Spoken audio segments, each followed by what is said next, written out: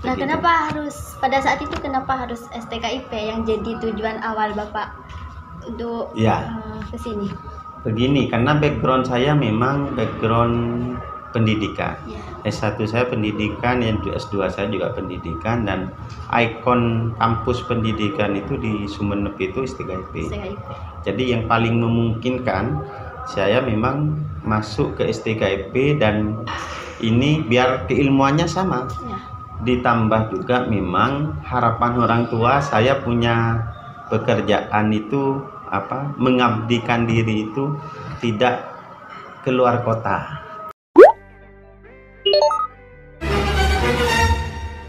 Kembali di podcast Retorika.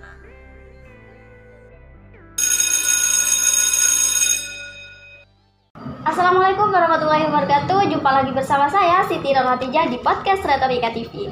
Kali ini kita kedatangan tamu yang sangat luar biasa. Beliau adalah tokoh Dewan Pendidikan di Sumeneb dan sekaligus pengelola di kampus STKIP PGRI Sumeneb.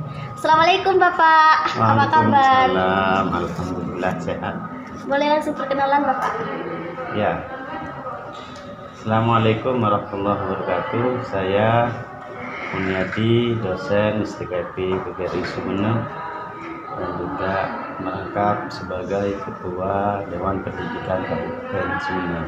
Nah, setiap orang kan pasti punya perjalanan hidup, pastinya Bapak sendiri punya kan? Boleh Iya. dong Pak diceritakan bagaimana perjalanan hidup mulai dari terendah sampai sukses seperti saat ini? Sukses menjadi Dewan Pendidikan tentunya. Ya, saya awali semuanya itu dengan mengucap syukur alhamdulillah, karena semua perjalanan ini tidak lepas dari ketentuannya. Yang jelas saya terlahir dari keluarga di desa yang background penghasilannya juga petani, yang menggantungkan penghasilan dari petani, dan itu tentunya tidak menyurutkan saya pribadi untuk juga meraih impian dalam rangka bagaimana kita bisa memberikan asas manfaat yang lebih maksimal kepada negara, bangsa, dan agama.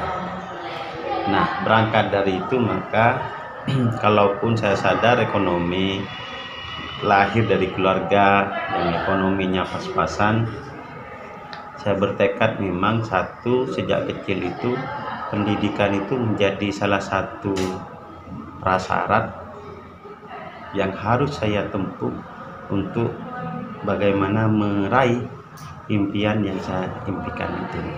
Jadi mau kondisinya seperti apapun, kalau masalah pendidikan ya harus tetap diraih. Dan ini alhamdulillah orang tua saya walaupun tidak bisa baca tulis, hanya bisanya ngaji, itu mensupport. Jadi bahasa yang sering digunakan orang tua saya itu, "Nak, engkau tandi apa saya bahagia," ini bahasa Maduranya.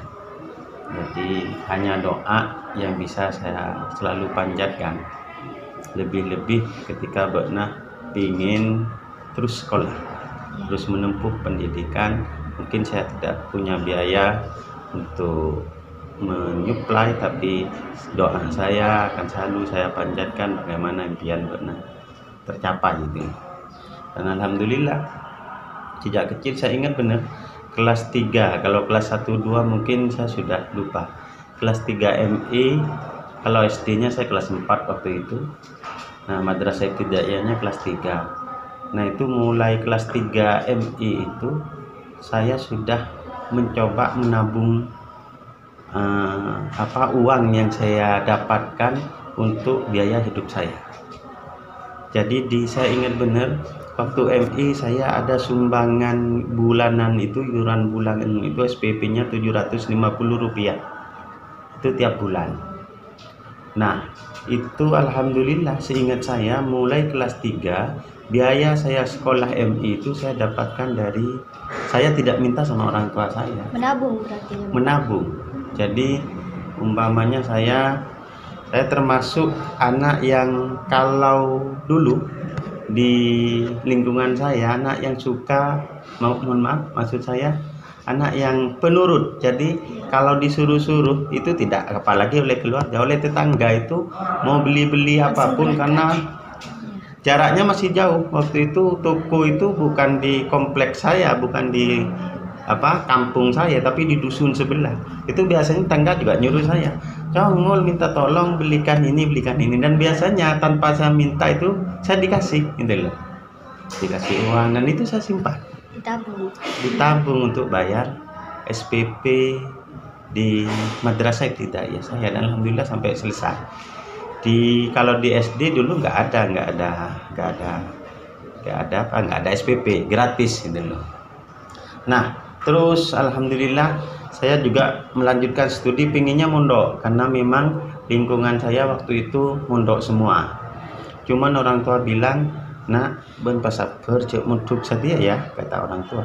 "Jangan mondok hari ini setelah lulus SD ini, tapi saya masih mau menuntaskan kakak saya." Jadi kakak saya, saudara saya Pak. Jadi kakak saya waktu itu masih ada di pondok atau fikih. Saya nggak boleh mondok juga karena orang tua terkendala dana kalau saya harus mondok juga. Jadi saya sama orang tua diarahkan, sudahlah sekolah di sini aja. Kebetulan di desa saya ada MTS, kemudian ya saya sekolah di sana sambil lalu bantu orang tua. Ya, apa pekerjaan orang tua? Kalau bertani ya saya bantu tani. Kalau pas lagi dagangan itu ya saya bantu untuk bawain, karena dagangannya biasanya tidak ditukar rupiah tapi dengan hasil pertanian, dengan jagung, dengan padi, mamanya saya bantu bawa jagung dan padi. Baru setelah lulus MTS saya melanjutkan mondok di An-Nukoya karena kakak waktu itu sudah lulus dari pondok dan sudah mengabdi juga mengajar di pondoknya. Jadi saya sudah dipondokkan ke An-Nukoya, mondok di An-Nukoya sampai lulus MA. Saya minta untuk kuliah di luar di Jogja karena memang kebetulan ada tetangga saya yang ngajak untuk kuliah, bahkan biaya hidup saya ditanggung kalau mau. Cuman orang tua saya keberatan karena pertimbangannya satu, takut saya putus sekolah, kuliah sampai nggak selesai. Akhirnya saya harus memilih untuk kuliah di An-Nukoya. Lulus dari An-Nukoya ya saya melanjutkan studi S2 di Unisa, dan itu pun laki-laki. Alhamdulillah saya juga jaya sendiri. Saya hanya minta dukungan pada orang tua saya melanjutkan studi. Dari mana nanti biar saya yang berkreasi. Begitu sekilas perjalanan pendidikan saya, dan alhamdulillah impian saya untuk mengabdi, untuk menjadi salah satu bagian dari bagaimana pendidikan ini berproses, mengawal bersama-sama di pendidikan ini bisa lebih baik, umpamanya sih itu bisa terwujud. Dan alhamdulillah 2010 saya masuk ke STKIP ini. Nah, pada saat itu kenapa harus STKIP yang jadi tujuan awal Bapak untuk ke sini? Begini, karena background saya memang background pendidikan. S1 saya pendidikan, yang S2 saya juga pendidikan, dan ikon kampus pendidikan itu di Sumeneb itu STKIP. Jadi yang paling memungkinkan saya memang masuk ke STKIP, dan ini biar keilmuannya sama. Ditambah juga memang harapan orang tua saya punya pekerjaan itu mengabdikan diri itu tidak keluar kota. Jadi nggak usah jauh-jauh, ngabdinya di Sumeneb aja itu loh. Hanya itu saya terima, dan memang ada beberapa hubungan baik dengan petinggi STKIP waktu itu. Ada almarhum Pak Haji Sunardi sebagai ketua yayasan waktu itu, dan Pak Meseri sebagai ketua STKIP-nya. Saya pada masih semester 4-5 lah waktu itu di Gulu-Gulu S1 itu saya ngisi kegiatannya Ormawa BEM di sini, kemudian dipanel dengan beliau. Dipanel, kemudian dari hubungan pertemuan itu kemudian menjadi komunikasi yang aktif karena memang sama-sama punya satu pandangan tentang bagaimana pendidikan. Dan akhirnya ketika saya ketahuan saya S2, beliau berdua itu sudah beberapa kali meminta saya memang untuk bantu-bantu di STKIP. Akhirnya ini sejalan dengan keinginan orang tua, biar udahlah jangan jauh-jauh di Sumenep aja gitu loh. Ngabdinya di Sumenep Iya, aja. di Sumenep aja gitu loh. Karena orang tua saya yang paling khawatirkan saya dapat jodoh orang jauh gitu loh. Kenapa Bapak? Ya orang tua kayaknya gini. Jadi kalau jauh itu di akhirat sih semoga kita ngumpul gitu loh, bahasanya orang tua. Tapi khawatir umpamanya tidak, ya kalau di dunia aja sudah nggak ketemu gimana gitu loh, bahasanya orang tua waktu itu ke saya. Jadi ya sudah, kita kan ya bagaimanapun harapan orang tua itu menjadi hal yang memang harus diwujudkan oleh anak selama itu baik gitu. Nah, untuk Bapak di sini jadi pengelola atau sebagai dosen Bapak? Pertama masuk saya sebagai dosen. Saya diminta dan ditawari memang langsung mendapatkan plus dosen dan pengelola. Cuman saya tidak terbiasa langsung, apalagi langsung mau diberikan peran-peran strategis. Saya terbiasa itu dalam sebuah organisasi atau institusi apapun memulainya dari bawah. Jadi saya minta, sudah Pak, saya biar jadi dosen tetap saja dulu. Perkara nanti sewaktu-waktu memang harus dan masuk ke merangkap sebagai pengelola, ya insya Allah kita menyusul aja gitu, ngalir aja. Akhirnya saya masuk di sini 2010 itu masih sebagai dosen. Dosen apa Bapak kalau boleh tahu? Dosen waktu itu saya belum tahu, saya ditempatkan di prodi Hombis apa, Ya. Tahunya cuma dosen STKIP. Kalau ngajarnya waktu itu saya pertama kali ngajar, saya ngajar di prodi PPKN sama bahasa Indonesia waktu itu. Dan ternyata setelah di perjalanan ternyata Hombis saya itu masuk di prodi pendidikan matematika. Begitu. 2013 baru saya diminta lagi untuk masuk, ayolah masuk ke pengelola. Akhirnya karena sudah permintaan yang kesekian kalinya, ya saya ya kan mungkin ini yang terbaik untuk saya. Jadi 2010 ngajar, 2013 saya merangkap sebagai pengelola, dan jabatan pertama saya di sini sebagai kepala UPBN unit. Nah gini Bapak, setiap orang kan pasti punya pengalaman hidup, ya. Setelah data yang saya dapat, katanya Bapak juga seorang aktivis juga ya Bapak? Iya, betul. Nah boleh diceritakan Bapak kepada sahabat retorika?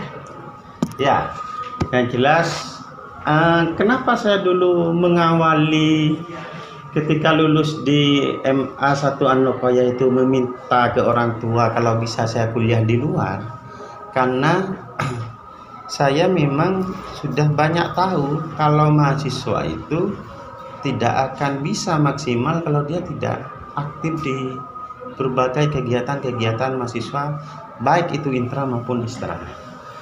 Dan ruang-ruang seperti itu saya membacanya itu lebih dinamis, lebih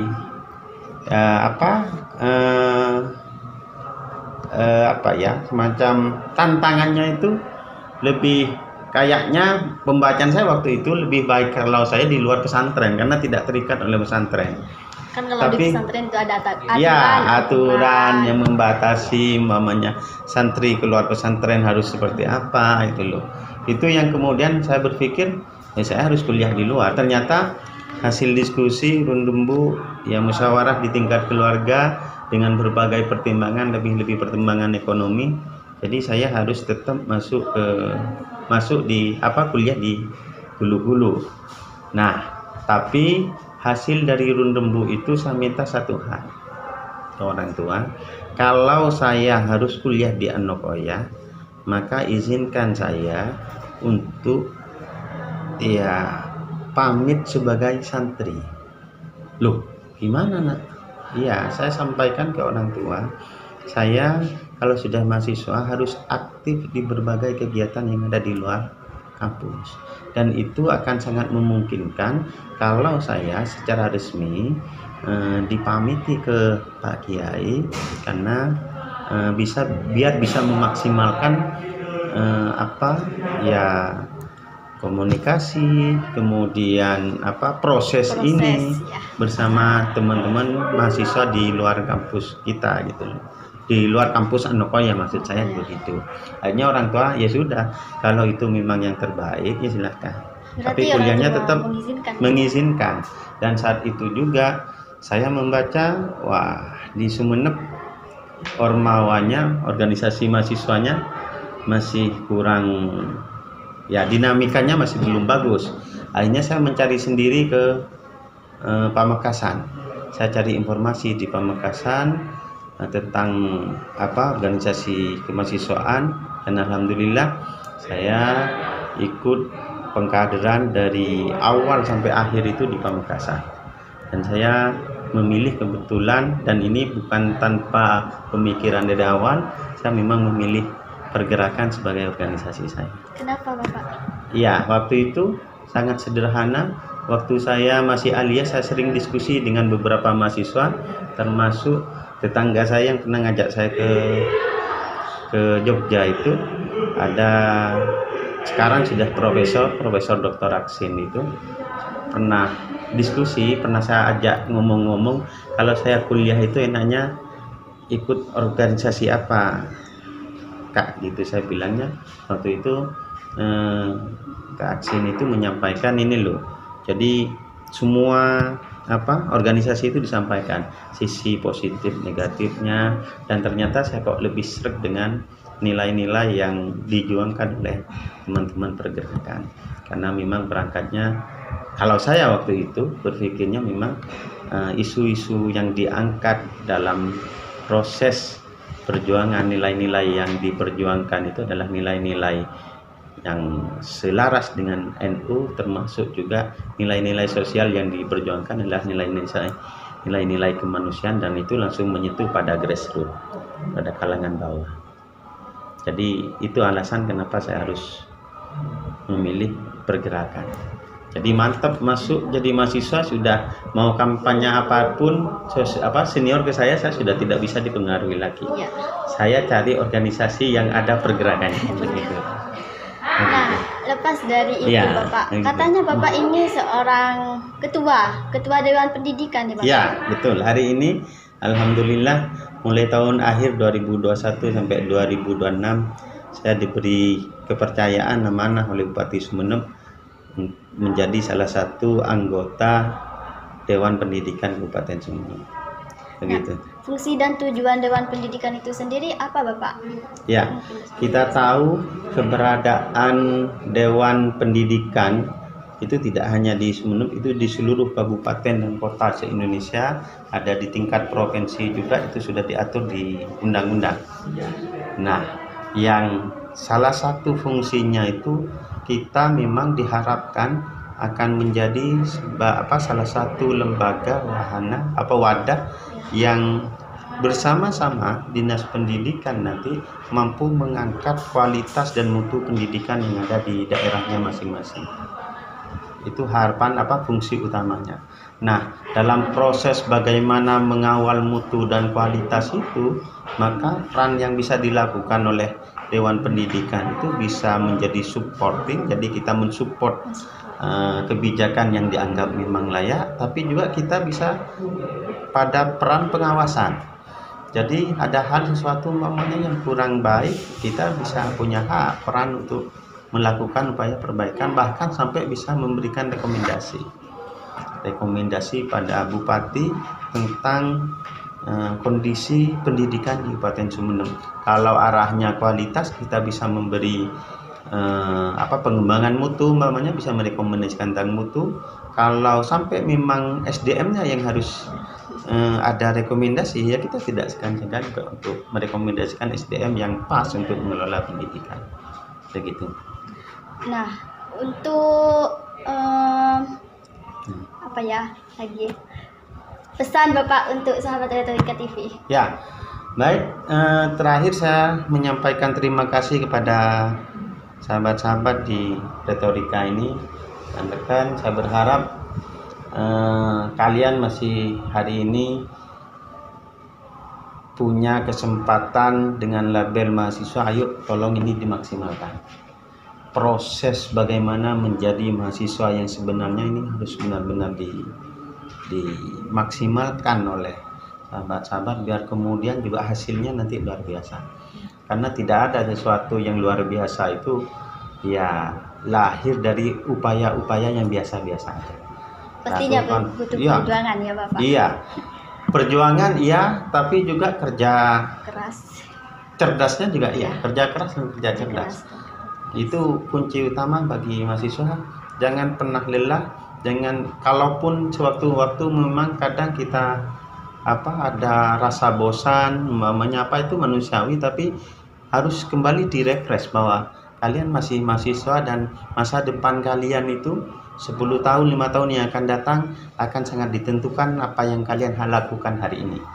Kalau hari ini yang kalian lakukan, sahabat-sahabat lakukan adalah hal-hal yang sudah luar biasa, insya Allah 10 tahun atau 5 tahun dan 15 tahun yang akan datang kalian akan menjadi orang-orang yang luar biasa. Itu pesan saya. Dan masih ada lagi?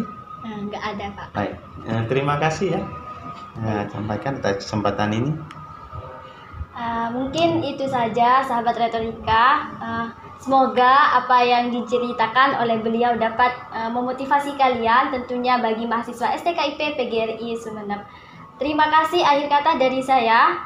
Wassalamualaikum warahmatullahi wabarakatuh. Terima kasih Bapak. Sama-sama.